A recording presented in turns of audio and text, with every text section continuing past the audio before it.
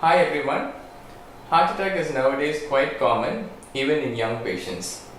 As a result, we see many patients who have had heart attack, an angioplasty or a bypass surgery and coming to the OPD. And these patients have so many concerns and so many doubts that it is sometimes not possible to answer all their questions in a busy OPD. I am Dr. Ajit Arulkumar.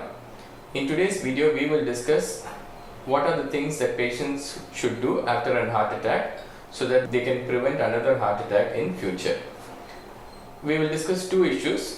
What are the precautions they should take? And secondly, I will also try to answer some common questions that these patients usually have. I do have a disclaimer. This video is only for patients who are stable and who have had a heart attack at least 30 days back. This means that you have had your important blocks removed, and it also means that you have either had an angioplasty or a bypass or you are on appropriate medications. So let us get right into the discussion. So there are essentially 5 steps which you should make sure that you follow so that you don't get another heart attack. The first and most important step is your medications. Second is to control all your risk factors. Third is regular physical activity. Fourth is diet. And fifth is periodic cardiac review.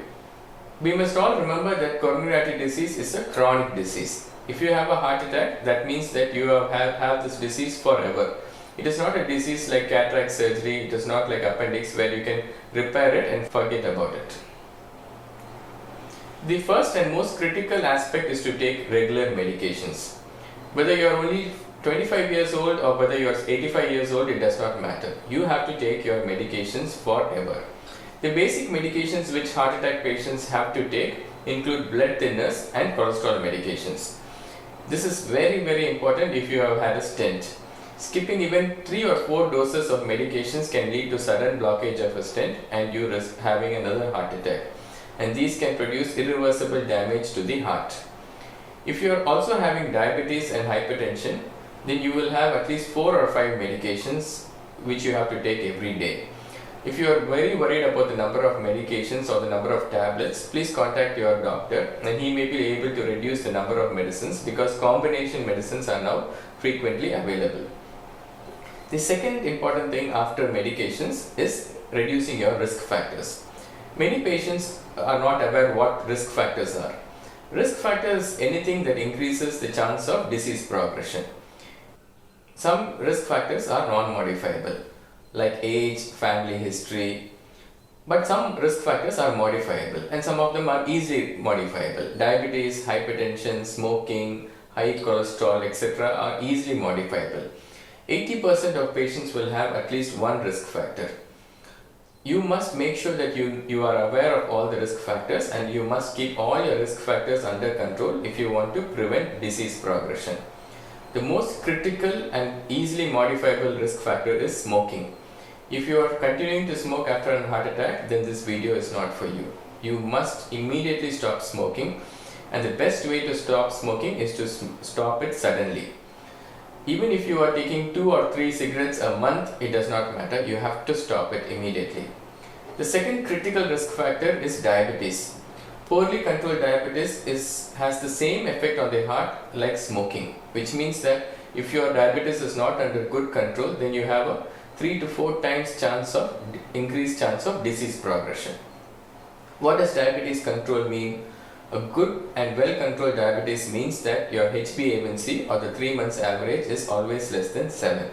It also means that your fasting is less than 120 and all values postprandially are less than 200 milligrams per cent. If you are a diabetic and you don't know your HbA1c levels, that means that you are not taking proper care of your diabetes. Remember, if you can't control your diabetes by your diet or by exercise, that means that you have to take either additional medications or insulin. High cholesterol and high blood pressure are again 2 important risk factors which have to be measured. Unless you measure and unless you check your blood pressures and cholesterol levels, you will never be sure if they are at high levels or at low levels. The targets for total cholesterol is less than 200. The target for LDL or what is called the bad cholesterol is less than 100, or some people even say as low as 70. So similarly, for blood pressure, we should make sure that your blood pressure is always less than 140 by 90. Just as in the case of diabetes, if diet and lifestyle cannot control your blood pressure and your cholesterol, you must take additional medications. Since diabetes, hypertension and dyslipidemia are clinically silent and unless measured, we will never know whether they are in control or not. So if you are a diabetic, I would strongly recommend that you buy a glucometer. Similarly, if you are a hypertensive, I would strongly recommend that you buy a home BP monitoring device. A point to note is, even if your cholesterols are well controlled, you need to take cholesterol medications so that it is at the lowest level possible. Sedentary lifestyle and highly stressful life are other new emerging risk factors which increase the progression of coronary artery disease. Sitting is nowadays considered as the new smoking, and we should ensure that we always follow a healthy lifestyle. About 10 to 20% of heart attack patients will not have any traditional or modifiable risk factors. Many patients are sometimes stressed and don't realize it. They don't realize that stress is a significant risk factor. It is very important that we identify stress and control it as far as possible. After your medications and controlling of risk factors, the third major step to prevent disease progression is regular physical activity and exercise. All stable patients must exercise at least 40 minutes daily. This could include cycling, walking, swimming, yoga, gym exercise, or a combination of any of these. For most patients, walking is the most simplest and most practical exercise that can be followed. It should be remembered that exercise should be of moderate intensity. This means that your heartbeat should increase by at least 120 to 130 beats per minute. So if you are walking, you should try to walk faster, at least 6 kilometers per hour.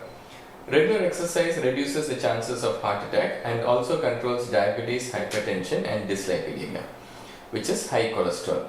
Remember, just being physically active is not sufficient. You have to, in order to get the maximum benefits, exercise should be of moderate intensity, which means it should be slightly stressful for you. Despite this, I find that many patients have got so many excuses. The most common being, I'm always active at work, I do all the household work, I don't have the time doctor, I walk everywhere, I never use the lift. But remember, this is not sufficient. In order to get your best benefit and to make sure that the disease doesn't progress, have a scheduled walking and make sure it is at least 40 minutes every day. The big advantage of daily exercises, it can be used as a self-test to check if the heart is okay. Any chest discomfort or breathing difficulty which occurs when you exercise or do heavy exertion is an important sign that there may be something wrong with the heart. I will repeat it because it's so important. Any discomfort which comes when you exercise, especially in the region of the chest, has to be given a lot of importance. People who exercise every day can pick up these slight signs rather than people who don't exercise at all. So at this junction, I think it's best that we discuss the warning signs of heart attack and what are the signs that heart attack patients should look for and should never ignore. As mentioned, the most typical and most classical sign of heart attack is chest discomfort, especially if it occurs when doing some form of physical activity like walking, climbing stairs, lifting heavy exercise. However, in some patients, pain may be very subtle and it may be just a sign of breathing difficulty, a heaviness in the chest, unusual burning sensation in the chest. And moreover, the chest pain need not occur always in the left side of the chest or need not occur in the chest at all. It can even occur in the jaw, left arm, left shoulder and radiate on the left arm. Similarly, unexpected sudden sweating, palpitation also should be given a lot of importance. Diabetics especially may have very little symptoms and even minor symptoms has to be given importance and an ECG should be taken immediately.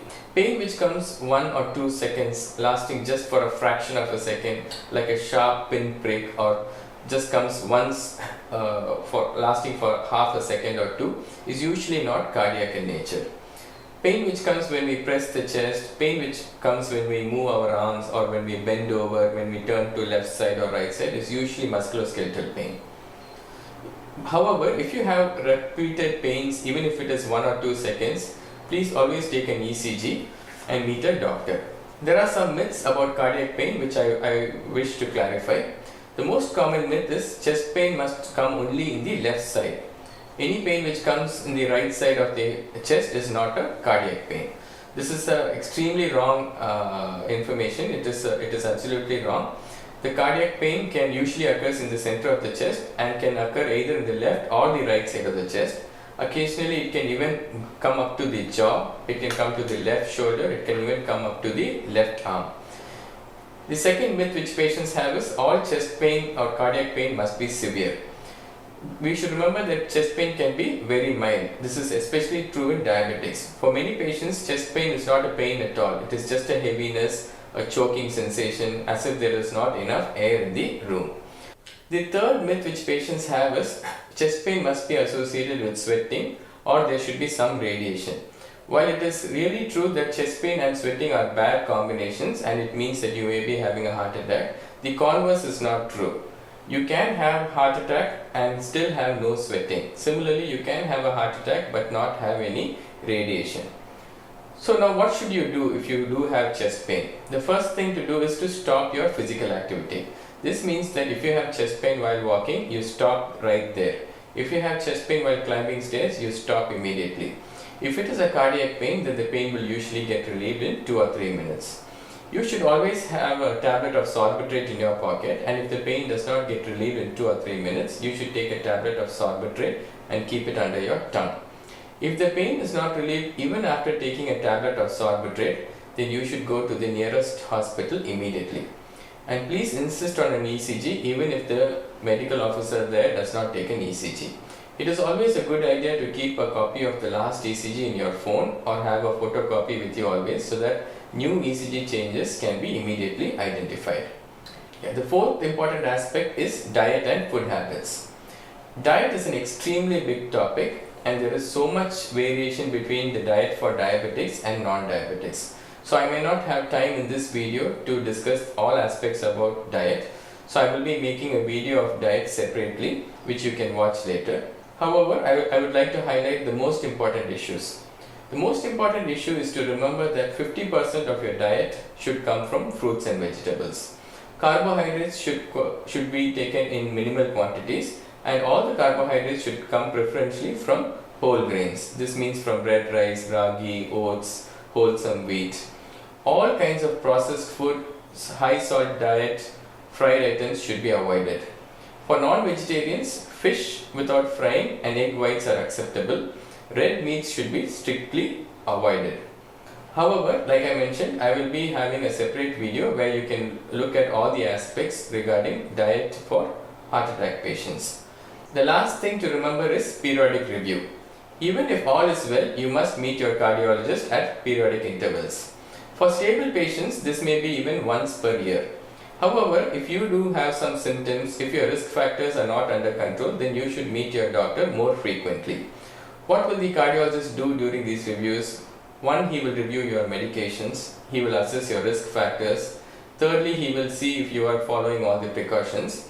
Mostly an ECG and echo also will be done to see if things are okay. If there is any doubt, your cardiologist may ask for a treadmill evaluation. So with this, I have kind of covered most of what I wanted to say about disease progression. Finally, I have also tried to answer some questions which patients frequently ask after they have had a heart attack. The first and most common question is, Doctor, when can I get back to normal? Will I ever be normal again? It must be remembered that it takes about 4 to 6 weeks after a heart attack for the heart to heal completely, and you must avoid severe exertion during this time. If your ejection fraction or your pumping capacity is normal, after that you can start most of your usual physical activity.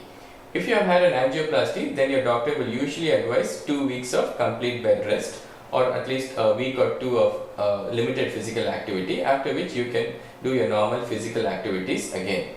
In the case of bypass, you will require at least 2 to 3 months of limited physical activity, after which you can resume your regular activity. However, it should be remembered that physical activity is related to your pumping capacity of your heart or the ejection fraction. If your ejection fraction or pumping capacity is less than 30%, then you must discuss with your cardiologist what is your appropriate level of physical activity. The second question that patients ask is, will something happen to my stent if I jump or bend over or travel in an auto? Please note, nothing is going to happen to your stent. or to your bypass vessel by exercising, jumping or physical activity. Similarly, nothing will happen to your stent or bypass vessel if you travel by auto. The only way stents or bypass vessels can get blocked are by the risk factors and by the natural conditions prevailing inside your blood vessels. The third question which patients ask is, when can I start normal sexual activity with my spouse? It is safe to have sexual activity 4 weeks after a heart attack and 2 to 3 months after a bypass surgery. But it is extremely important to note that tablets like Viagra can have a significant interaction with cardiac medications and should never be taken without consulting your cardiologist. The other questions which patients ask is, doctor, can I travel abroad? Can I go in a plane? Everybody is planning for a hill station trip. Can I accompany them? Of course, you can travel abroad and go in a plane, but there are some precautions which you need to follow. One is, make sure that the heart attack is stable, that you're not having any symptoms. Even if you're going to a hill station, don't exert beyond your usual capacity. And it's always useful to have all your records, especially if you're traveling abroad. A soft copy or a photocopy of the report should be with you at all times.